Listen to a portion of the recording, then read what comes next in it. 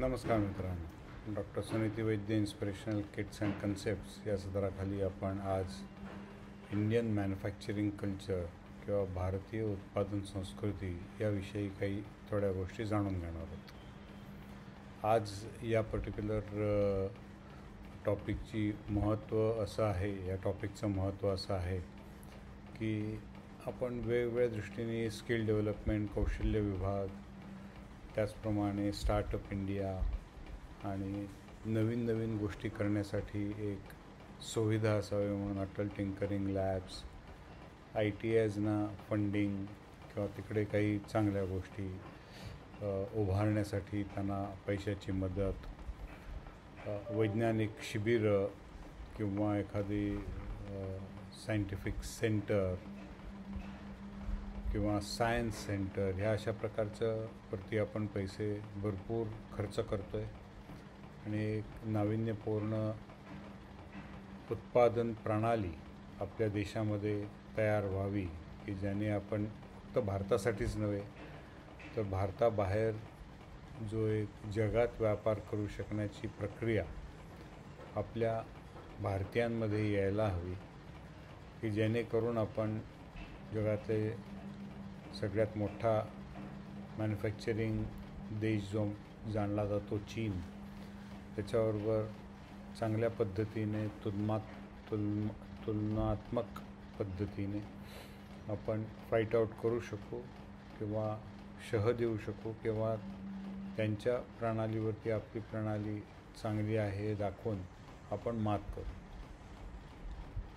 कस्टमरला साधारण quality, cost आणि डिलिव्हरी म्हणजे एकतर गुणवत्ता, किंमत आणि मिळण्यासाठी लागणारा वेळ किंवा त्वरित मिळतं का आणि कशा पद्धतीने मिळतं यासाठी वेगवेगळ्या गोष्टींवरती आपण भर देत असतो.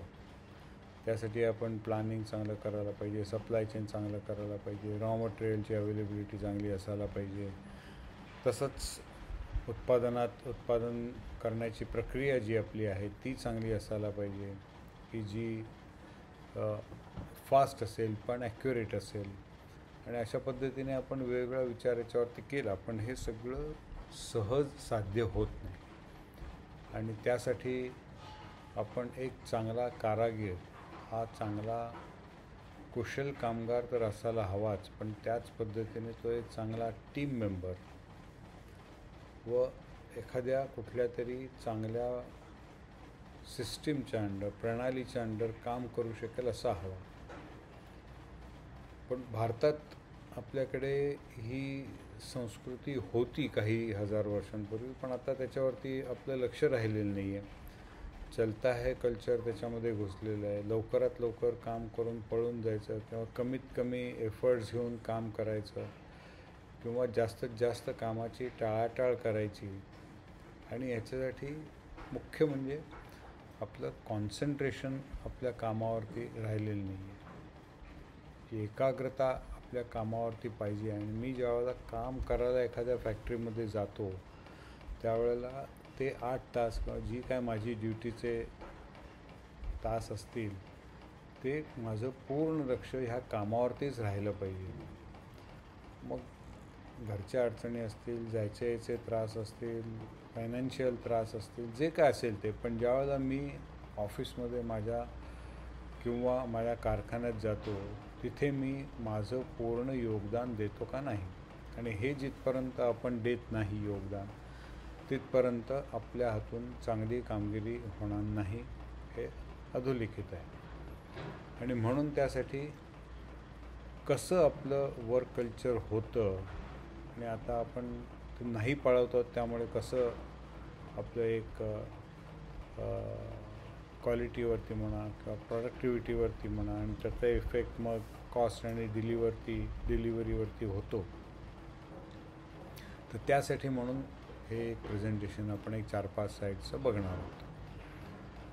आपण आता पुढच्या स्लाईडवरती जाऊया. पण याचं महत्त्वाचं असं आहे की चांगलं शिकणं एखादी कला आणि ती चांगल्या पद्धतीने मांडणं याच्यामध्ये 2 वेगवेगळ्या स्किल्स आहेत किंवा 2 वेगवेगळ्या सिस्टीम्स आहेत आणि त्या सिस्टीम्सचा भेदभाव आपण करत राहिलो की मी आर्टिस्ट आहे, मी असं करणार, मी स्किल्ड ऑपरेटर आहे, मी असं करणार, बाकीच्याने तुम्ही सिस्टीम पाळा, किंवा मी खूप श्रीमंत आहे म्हणून मी कुठेही घाण करणार, किंवा मला काहीच फरक पडत नाही म्हणून मी काहीही करणार, ही जी एक भावना होती ही आपल्याला आपल्या डोक्यातनं काढून टाकायची आहे.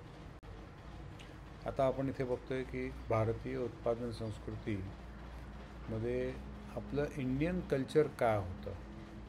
आपण इथे बघतोय की आपल्या पूर्वापार आपली देवळं असू दे किंवा आपलं घर असू दे, आपण ह्या देवळातनं घरातनं काही बूट चपला घालून जात नाही. स्वच्छता जेवढी पाळता येईल तेवढी पाळायचा ह्या दोन्ही ठिकाणी प्रयत्न करतो. पण तरीसुद्धा देवळात गेल्यानंतर आपल्याला असं दिसून येतं की जी देवळं आता नवीन पद्धतीने बांधली गेली आहेत किंवा जुन्या पद्धतीची चांगल्या पद्धतीने त्यांचे निगराणी केलेली आहे किंवा पुनर्वसन केलेलं आहे, तर अशा ठिकाणी आपण काही नियम केले.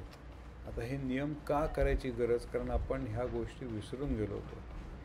चपला बूट बाहेर काढतो देवळात जाताना, आपण आतमध्ये गेल्यानंतर जे आपण फुलं वाहतो, प्रसाद देतो, मारुतीला तेल वाहतो, ह्या गोष्टी आपण एका ठराविक पद्धतीने जर केल्या की जी मेन मूर्ती आहे त्या मूर्तीला आपण अभिषेक केला नाही, तिकडे जर हार घातला नाही, दुसरी एक छोटीशी मूर्ती ठेवली आणि त्या मूर्तीवरती आपण हे सगळं केलं, आपण हार घातल्यानंतर तो तिथे राहिल्यानंतर काही तासानंतर ती फुलं कोमेजतात, तो बदलला जातो, किंवा दुसऱ्या दिवशी ज्यावेळेला पूर्ण देवांची पूजा होते त्यावेळेला ते बदलले जातात. पण अशा वेळेला जी काढलेली फुलं असतात ती संबंध सगळ्या भर पसरलेली असतात, किंवा जरी अगदी तिकडनं काढली, निर्माल्याच्या कुंडीत टाकली, तरी तिकडनं उचललेलं निर्माल्य हे त्या जागी जाऊन त्याचं जे काही विघटन करायचं आहे किंवा त्याचं जे काही डंपिंग करायचं आहे ते होत नाही आणि शेवटी ते पायदळी तुडवलं जातं. अभिषेक करतो, मारुतीवरती तेल घालतो, आपल्या श्रद्धा आहेत, भावना आहेत, त्यांना अजिबात हात न लावता तेच जर तेल आपण जर व्यवस्थित कलेक्ट करायची किंवा दूध पाणी ज्याचा कशाचा आपण अभिषेक करतो ते जर कलेक्ट करायची जर सोय केली आणि त्याचं व्यवस्थित डिस्पोजल, त्याचं व्यवस्थित जर आपण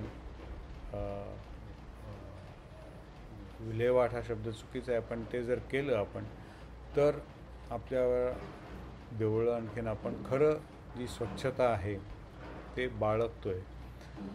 आणि आपण ज्यावेळेला एकत्र सगळे त्या ठिकाणी येतो त्यावेळेला ही स्वच्छता फार महत्त्वाची असते. जसं एखाद्या बेसिनवरती आपण गेलं आणि चूळ भरली किंवा हात धुतले, तर ते आपलं काम झाल्यानंतर ते बेसिन स्वच्छ धुतलं आणि पुढच्या माणसाला जर आपण ते ऑफर केलं तर त्या माणसाला वापरताना किती प्रसन्न वाटतं. अशा छोट्या छोट्या गोष्टी आपण बघत नाही आहोत. आणखीन ह्याच्यामुळे आपलं ऑफिस, आपले कारखाने यांच्यावरती परिणाम होत चाललेला आहे. जिथे जी स्वच्छता पाहिजे ह्या सगळ्या प्रोडक्शनला, जसे हॉस्पिटलमध्ये स्वच्छता असते आणि ती बाळगलीच जाते, तसं आपल्याला प्रत्येक गोष्टीत आपल्या भारतीय संस्कृतीप्रमाणे स्वच्छता ही महत्त्वाची होती आहे. पण आपण आपलं फक्त स्वतःचं बघतो, आपली एरिया बघतो आणि त्याच्या पुढचं आपण बघत नाही. तर कलेक्टिवली टीमवर्कमध्ये सगळ्यांनी मिळून जर आपण हे बघितलं, प्रत्येक सरकारी इमारतीचा कोपरा हा लाल असायचा पिचकारी मारल्यामुळे. पान खाल्ल्यानंतर पिचकारी मारून जायचं, तंबाखू खाल्ल्यानंतर पिचकारी मारून जायचं. आता ह्याच्यावरती बंधन आणल्यामुळे हळूहळू आपल्या बिल्डिंग सुधारत आहेत, हळूहळू आपली पब्लिक प्लेसेस लाईक गार्डन्स आहेत, रेल्वे स्टेशन्स आहेत, त्या सुधारत आहेत. तरीही ह्या सगळ्या ठिकाणी काम करण्यासाठी आपल्याला भरपूर मोठ्या प्रमाणामध्ये माणसं लावायला लागत आहेत आणि याचा परिणाम असा होतो आहे की आपण कुठेतरी जो कचरा सहज कुंडीमध्ये टाकू शकतो, कचरा कुंडीमध्ये, किंवा जिथे बकेट असेल, बास्केट असेल तिकडे नेऊन टाकू शकतो, त्याच्याऐवजी आपण कुठेही टाकतो आहे आणि दुसऱ्या कोणाला तरी आपण त्या तिथे कामाला लावतो आहे आणि तो उचलतो आहे. आता हे काम कितीही निगराणी खाली केलं तरीसुद्धा पहिल्या माणसाचं टॅक्स डिडक्टेड ॲट सोर्स असं जे असायला पाहिजे त्याच्याऐवजी ते कुठेतरी चुकतं आहे आपलं. आपण रिवर्क करतो आहे, जे काम पहिल्या माणसाने सहज करता आलं असतं ते अननेसेसरी त्याच्यावरती दुसरा माणूस तिकडे आपण ठेवला जातो आहे आणि ते तेवढ्या लायकीचं होत नाही. कारण तो म्हणतो मी किती दिवस सगळ्यांची घाण काढत बसू. हे लोक काम करतानाच थोडंसं डिसिप्लिन केलं आणि व्यवस्थित ठेवलं तर मी आणखीन चांगलं ठेवू शकेन. यांची घाण काढण्यामध्येच माझा पूर्ण वेळ जातो. एकतर या इथे आपण एक दुसरा माणूस लावतो आहे आणि त्याच्यावरती आपण त्याला पगार तर देतोच, पण त्यालाही त्याच्यामध्ये काम करायचं प्रोत्साहन देत नाही आहोत. सगळं घाण त्याला ऑफर करतो आहे आपण. त्याला ते छान टापटीप ठेवायची इच्छा राहणार नाही. आता हे करण्यासाठी आपल्या दुसरं एक जे महत्त्वाचं आहे की जेव्हा आपण ऑफिसमध्ये जातो, कारखान्यात जातो, परिसर नुसता स्वच्छ असून फायदा नाही.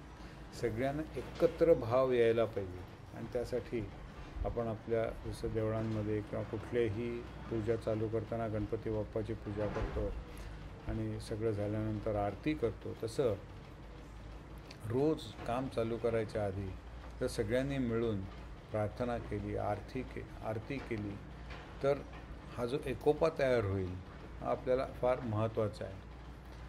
त्याला काय आवडेल, त्याला काय मागच्या आठवड्यामध्ये चांगलं वाचलं अशा पद्धतीचं जर आपण काही एक 2-5 मिनटं त्याच्यावरती बोलून दाखवली, कोणीतरी त्याच्यावरती गुरु शिष्य मित्रपरिवार यांचं जे काय आपण अध्ययन करतो, अध्यापन करतो, शिक्षण घेतो, त्यातनं काही चांगलं आपण एकमेकांना समजावून सांगितलं.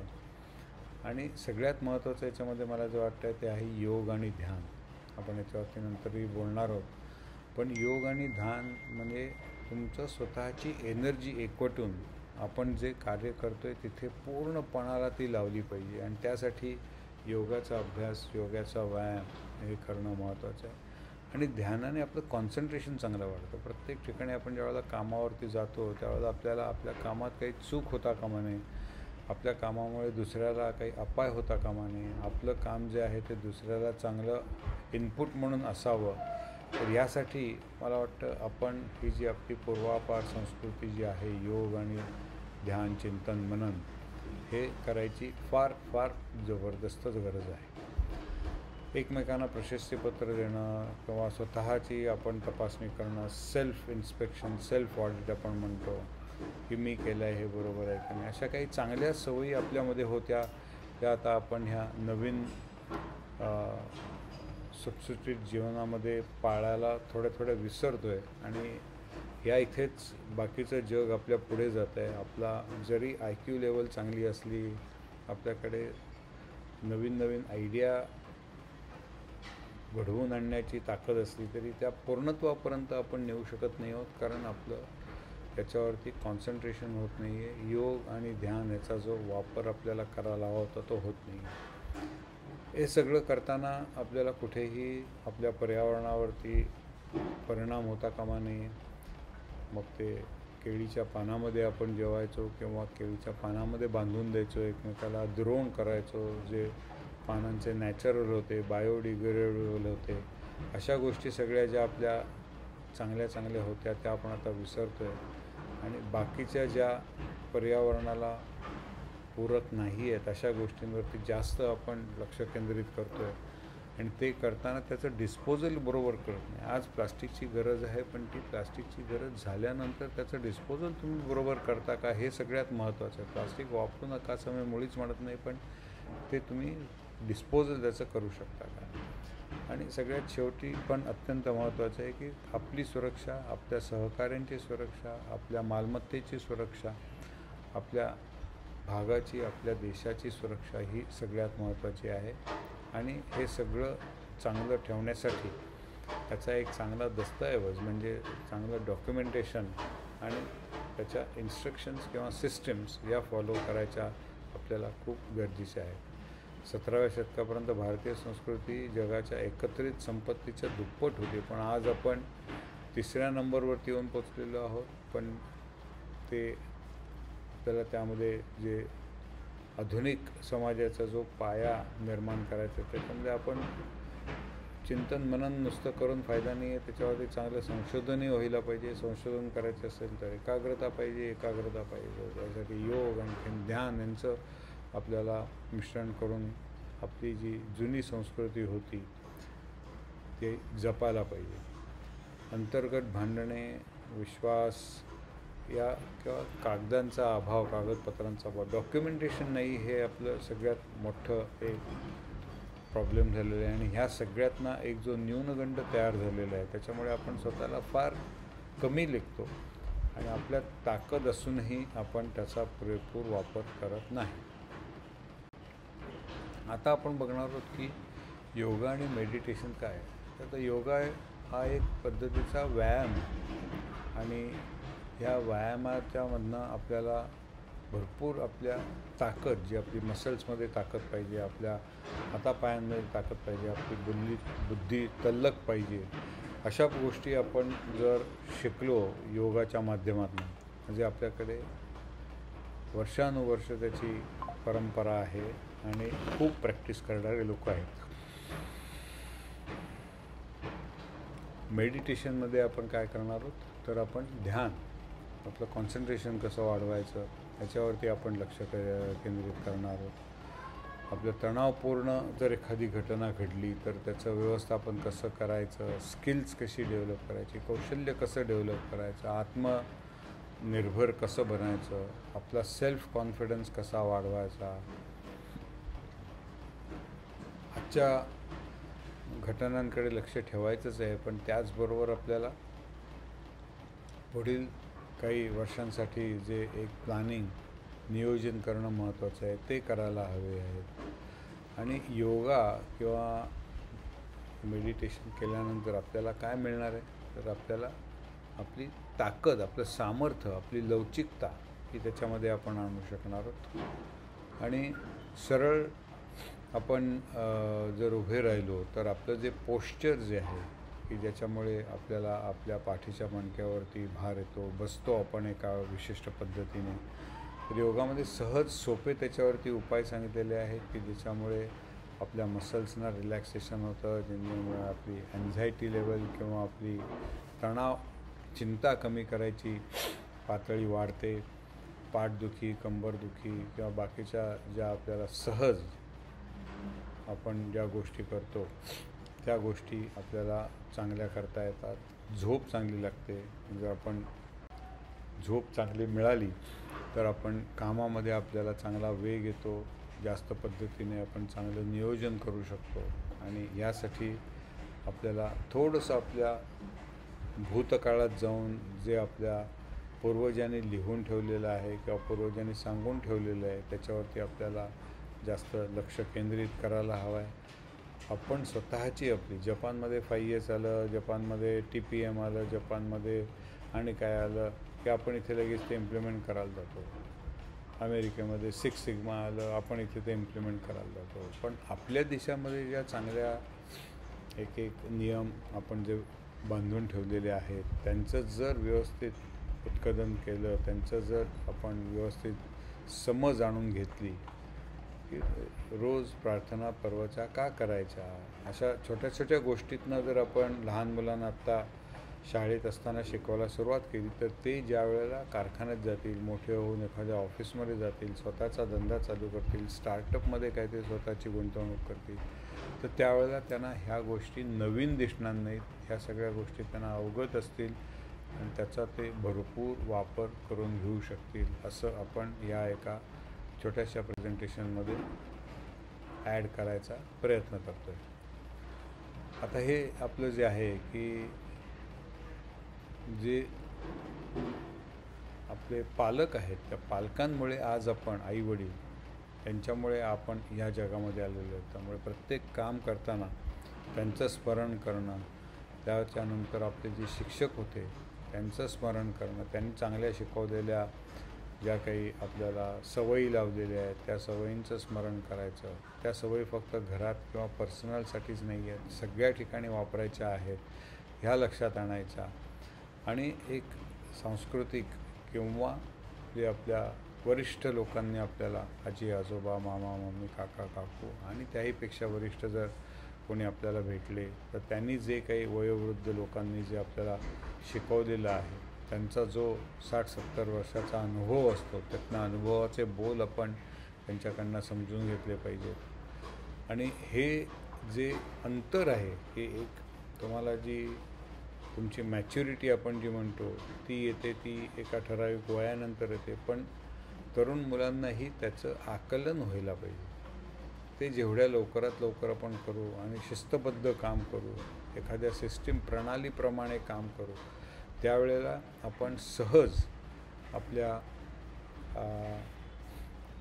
जे मित्रमंडळी आहेत किंवा ज्यांनी आपल्याला आत्तापर्यंत सपोर्ट केलेला आहे आणि आपल्यातले जे काही उण गुण होते ते वाढवायला मदत केलेली आहे, अशा सगळ्यांचं आभार मानून जर आपण आपल्या समाज, गाव, शहर यांच्यासाठी योगदान किंवा आपल्या ग्रामदेवतेकडनं जे आपल्याला मेसेज मिळतो किंवा शिकवण मिळते ती वापरायचा प्रयत्न केला पाहिजे. तर एक चांगला एम्प्लॉई आपण बनायला पाहिजे. तसंच एक चांगला ट्रेनर, इन्स्ट्रक्टर, सुपरवायझर की मला जे माहिती आहे ते मी दुसऱ्यांना शेअर करेन, दुसऱ्यांनी सांगितलेलं मी ऐकेन, त्याच्यावरती विचार करेन, चिंतन करेन, मनन करेन आणि ते अंमलात आणेन.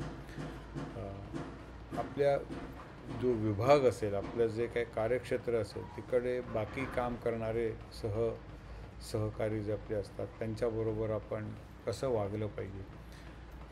आपलं काम सोडून दुसऱ्या कामामध्ये आपण जर काही मदत करू शकलो क्रॉस फंक्शनल टीममध्ये, तर ती कशी आपल्याला करता येईल जेणेकरून आपलं उत्पादन, आपली वागणूक, आपला समाज हा राष्ट्रीय किंवा आंतरराष्ट्रीय स्तरावरती जाऊन काम करू शकेल आणि नुसतीच पारितोषिकं न मिळवता ते प्रत्यक्ष सिस्टीममध्ये अंमलात आणणं हे मला वाटतं महत्त्वाचं आहे. अशा पद्धतीने भारतीय संस्कृती ही खूप रिच संस्कृती आहे. आपल्याकडे खूप आपलं जुनं वाङ्मय आहे, पण ते आपण व्यवस्थित जतन केलेलं नाही आहे किंवा समजावून सांगितलेलं नाही आहे. मला वाटतं त्याचं जास्त उहापोह आपण करूया आणि त्याप्रमाणे आपली भारतीय उत्पादन संस्कृती जी आपल्या सर्व कामांमध्ये, मग सर्व्हिसेसमध्ये असेल, प्रोडक्शनमध्ये असेल, मॅन्युफॅक्चरिंगमध्ये असेल, आणखीन कुठेही असेल सर, त्या ठिकाणी आपण ती अंमलात आणूया आणि स्किल डेव्हलपमेंटबरोबर ह्याही विषयावरती लक्ष देऊन चांगल्या पद्धतीने काम करून भारत एक जगातील मोठी बाजारपेठ आहेच आपल्या पॉप्युलेशनमुळे, पण त्याबरोबर एक उत्पादन क्षमता असलेला देश, एक सर्व्हिस देऊ शकणारा देश, एक चांगल्या पद्धतीने नियोजन करणारा देश, एक चांगल्या पद्धतीने इनोव्हेशन, हे नवीन नवीन रिसर्च करणारा देश, अशी त्याची ख्याती जी आज नाही आहे ती आणूया आणि ह्याच्यावरती जास्त आपण बोलूया नंतर. धन्यवाद.